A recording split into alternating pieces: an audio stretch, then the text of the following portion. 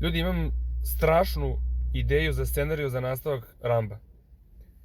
Znači, radnje se dešava 2300. godine i planetu Zemlju napadaju mutanti sa goveđeg broda.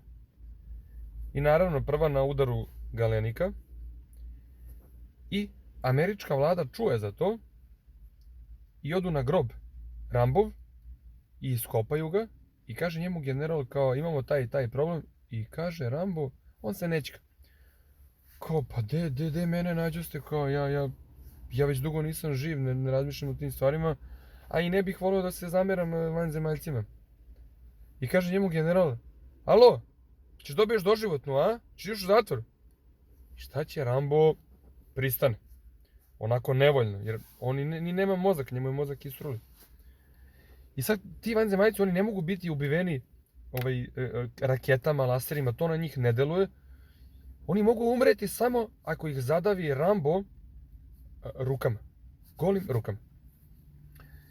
I sad, ja sam zamislio tu scenu kao on stoji ispred neke trafike, na primjer, a ispred njega red 2-3 milijarde mutanata i čekaju da budu zadavljeni, da ih on udavi. I sad krupan kadar na lice tog mučenika mutanta i kako ga Rambo davi. On ga davi, a ovaj vanzemaljac kao, znači neki izraz lica kao da ga boli i viče na srpskom ili na engleskom, ne znam ja, boli me, udavit ćeš me i umire. Kraj. I znači jedan po jedan Rambo ih davi i sad tu ima tih mutanata, možda ih davi u 10 nastavaka. To možda snimiš bre koliko hoćeš filmova o tome kako ih on davi. Znači samo je bitno da svaki mutant ima drugačiji izraz kad je udavljen. I mene znači lova ne zanima. Za ovaj scenarij, ako neko hoće da snimi, meni je bitno da nemam troškove.